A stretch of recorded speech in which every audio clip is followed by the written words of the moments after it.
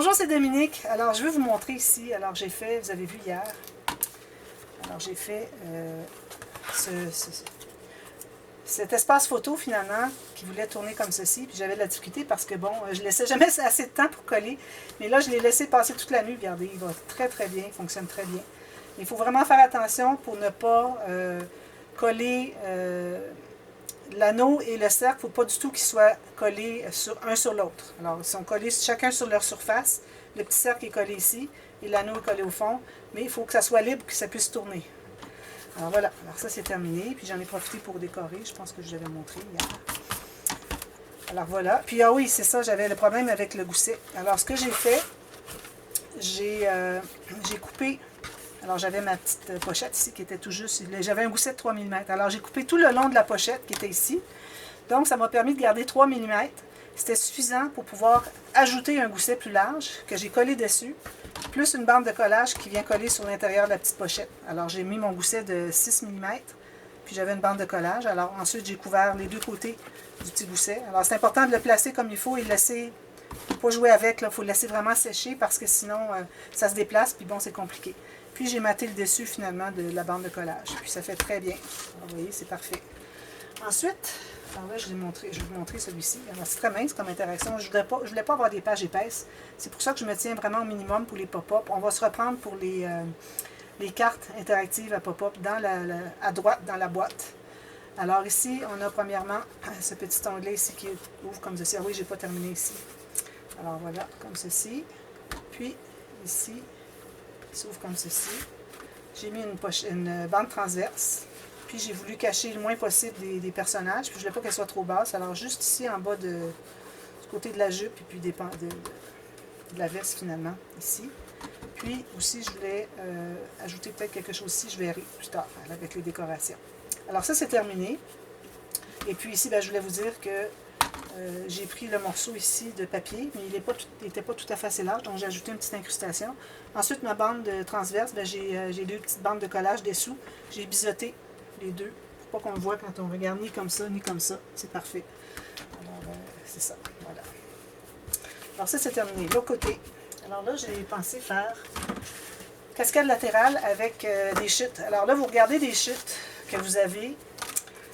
Alors, on a commencé à couper pas mal de petits morceaux. Alors, vous avez peut-être des carrés, des rectangles, des choses intéressantes. Alors, vous avez besoin de 2 de chaque format. On a 3 formats pour faire 6 cartes. Alors, j'ai cette grande ici. Je me suis fait une ligne de pliure pour la bande de collage. D'ailleurs, je vais peut-être avoir besoin de faire un petit gousset. Je n'ai pas rien biseauté, donc c'est parfait. J'ai celle-ci. Je vais donner mesure, mais vraiment, vous utilisez vos chutes pourvu que ça se contienne et dans la hauteur et dans la largeur. Puis que ce ne soit pas pleine largeur, ni pleine hauteur, pour qu'on puisse faire des arrangements un peu comme ça. Alors, je peux vous donner une mesure. Alors ici, j'en ai une qui mesure 14 par 11,5 plus une bande de collage. Ici, j'ai 15,5 plus la bande de collage. Puis j'ai 12.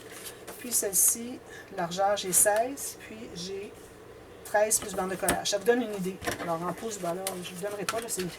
C'est pas vraiment important d'avoir la même mesure. Alors là, il faut décider laquelle qui va être au-dessus, qui va être sur le dessus de tout. Moi, je pense que je vais prendre celle qui est plus grande, plus de surface, pour cacher les autres qui vont être dessus. Alors j'ai ça ici. Alors vu que c'est la première qui va être installée, parce que c'est celle qui va être sur le dessus, les autres, on les installe par-dessus. Donc on doit avoir un gousset. Alors je vais me faire un petit gousset de peut-être 3 mm. Ça va compenser peut-être pour les autres.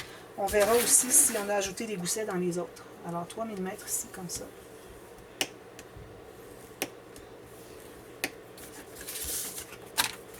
Ici aussi.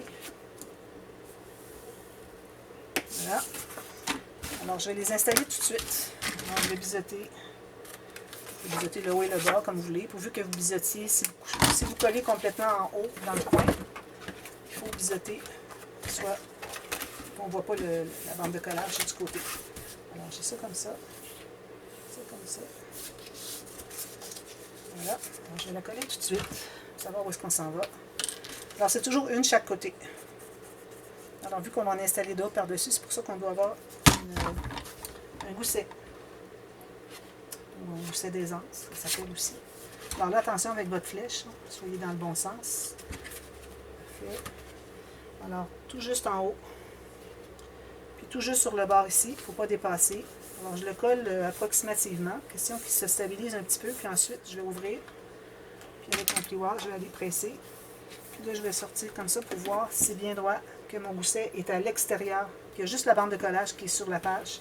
Le gousset est à l'extérieur. Il ne faut pas qu'il soit compris dans la page. Même chose de l'autre côté. Alors, celui-ci. Comme ça et comme ça. Alors, lui, il va être ici, donc je vais biseauter le bas. Assurez-vous que ça soit bien plié avant que ça soit installé, parce qu'après, c'est plus difficile d'accès. Comme ça. Je mets la colle sur l'extérieur de la bande de collage.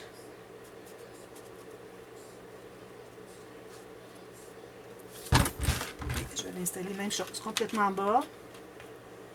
Tout juste sur le côté. Comme ceci. Je tiens bien, je l'ouvre, alors que ça soit bien droit. Et que le gousset soit à l'extérieur. Alors, je vais mettre ma ligne de pliure qui est à l'intérieur, celle qui est juste pour la bande de collage, tout juste le long de ma page, pour m'assurer que mon gousset soit à l'extérieur. Sinon, ça ne peut pas ouvrir. Si vous avez le gousset qui est à l'intérieur, ça peut ouvrir, là, mais il faut plier dans l'autre sens. Alors, c'est vraiment pas utile. L'idéal, je devrais dire. Voilà. Comme ça. Ici. Ensuite, alors là, je vais aller avec peut-être les comme ça. Puis ensuite, à l'intérieur, les carrés. J'ai des plus longues ici. Il faut que ça soit moins long que la largeur ici de la page. Puis ici, je vais m'ajouter... alors, si je prévois la mettre en bas ici, puis mettre celle-ci ici, alors là, ça va faire que celle-ci, il faut qu'elle ait un gousset pour accepter celle-ci qui va entrer à l'intérieur. Donc, je vais faire un petit gousset, mais juste de 2 mm. C'est pas nécessaire d'avoir plus, parce que là, c'est juste pour une carte.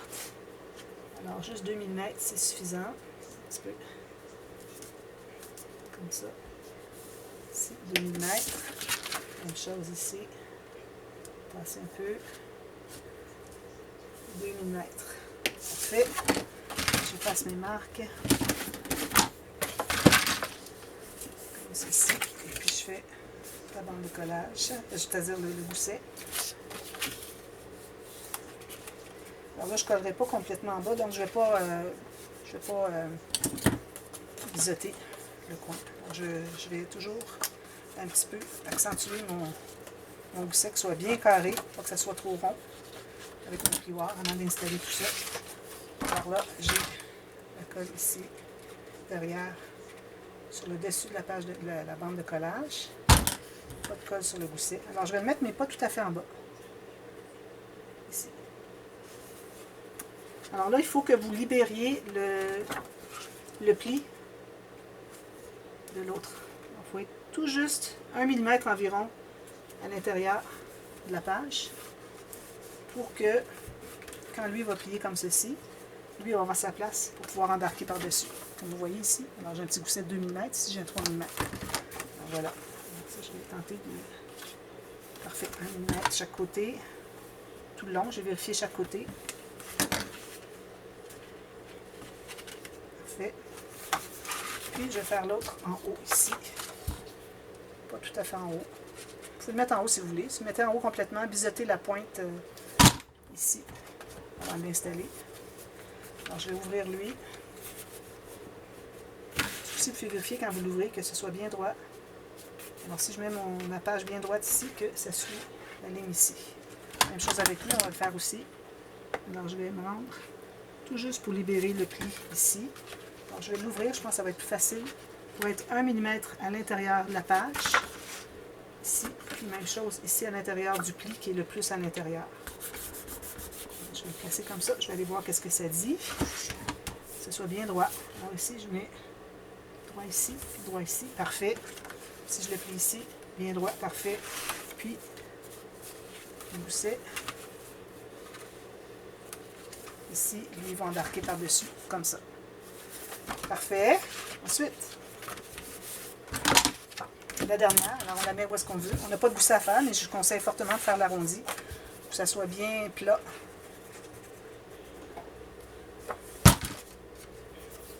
Alors là, elle aussi, il faut la placer à l'intérieur. Vous pouvez toujours la mettre en haut si vous voulez.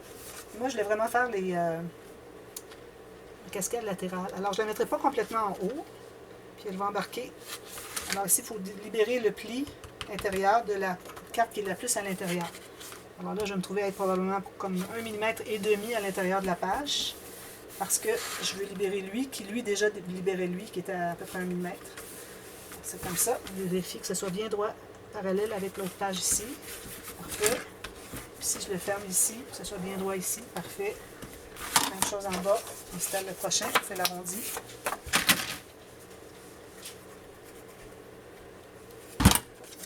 Puis ici, à l'intérieur. Ça, je me suis gardé environ, même chose qu'en haut, 3-4 mm du haut, pour pas être complètement sur le coin. Je vais la tirer un petit peu plus bas, comme ça. Je libère le pli de celle-ci. Puis je suis parallèle ici. Je vais ouvrir, voir si je suis parallèle ici. Pas tout à fait. Je vais aller me placer mieux.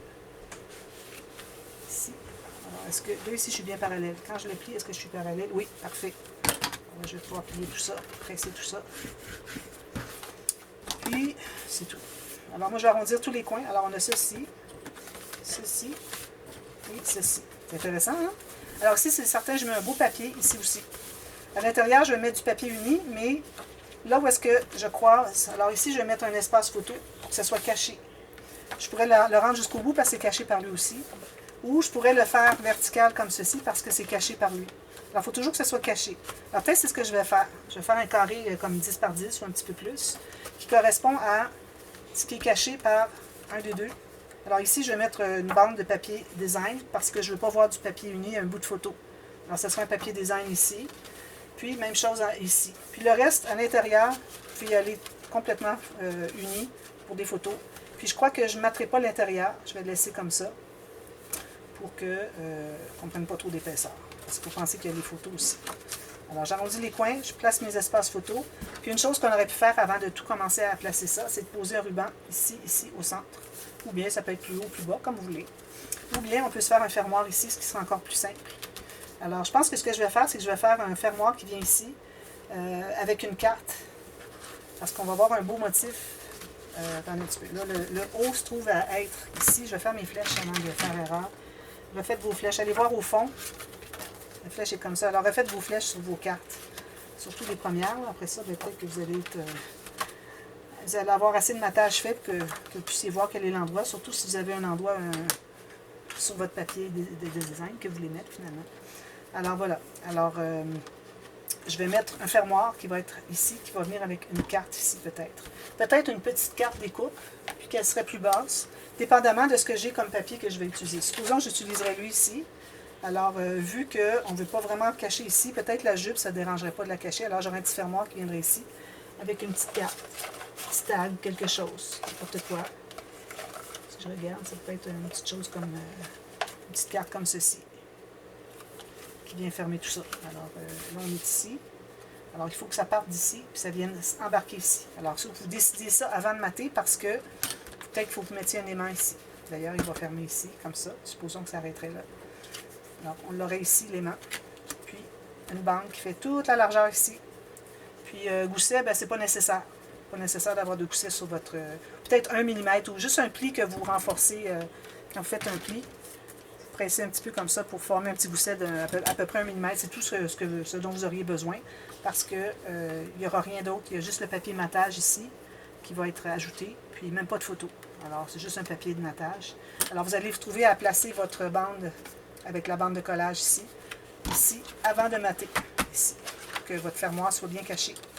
Puis, vous allez, si vous décidez de mettre un aimant, alors vous mettez les deux aimants derrière, vous n'allez pas mater ici, vous allez placer votre aimant, puis ensuite vous allez pouvoir mater.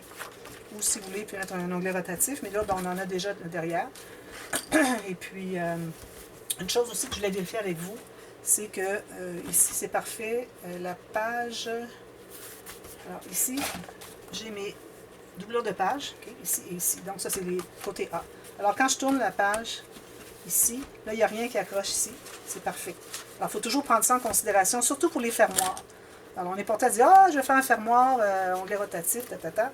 Alors, ça dépend, là. Si vous avez quelque chose qui est accrochant, puis quand on tourne les pages d'un album, vous savez, hein, quand il est fermé, c'est comme ça. Quand on l'ouvre, ça glisse. Puis quand on tourne les pages, ça glisse comme ça. Alors, il faut faire attention que la friction se fasse librement, qu'il n'y ait pas rien qui accroche, parce que là, vous allez endommager des structures ou des fermoirs, quoi que ce soit.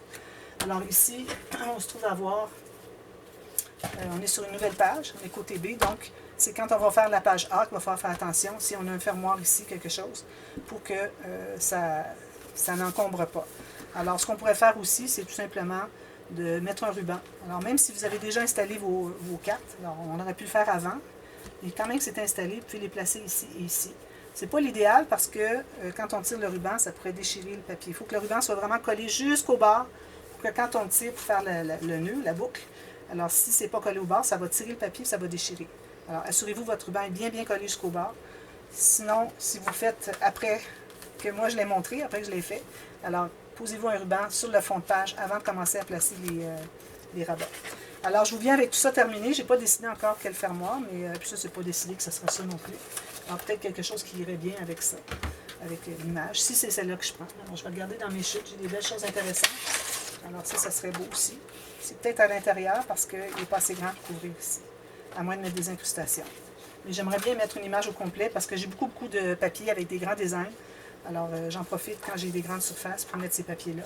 Ceux-là, on les garde pour les plus petits. Alors, c'est une façon de gérer vos papiers aussi, quand on est un petit peu restreinte à cause du format des papiers. Et puis, à l'intérieur, tout ça, alors moi, je vais mettre juste, peut-être juste un papier aussi encore là, puis la personne peut coller une photo là où est-ce qu'elle veut. C'est important aussi, si vous faites un cadeau, de laisser des espaces qui sont libres, dans le sens que c'est pas déterminé si c'est paysage, portrait, format, quoi que ce soit. Moi, je le dis souvent, malgré que moi, je mets des espaces, c'est pas nécessaire que les gens respectent. Alors, si j'ai une photo paysage ici, avec des incrustations tout autour, la personne a une photo portrait, bien, elle peut la mettre comme ça, puis faire du journaling dans le uni qui reste, qui dépasse. C'est correct. Mais bon, si vous savez déjà vos photos, bien là, vous pouvez décider, bien là, cette photo-là, je vais la mettre là. Alors, vous allez en conséquence pour placer vos espaces photos pour ça. Alors, ça donne ça. Alors, je vous reviens avec ça terminé, puis ensuite, je vous fais un pop-up un petit peu spécial. Je ne vous le montre pas tout de suite, c'est une surprise. Ceux qui ont vu le dévoilement, bien, ils savent déjà. Alors, ça va être la page 4. Alors, je vous reviens avec la page 4 dès demain. Merci, bye bye.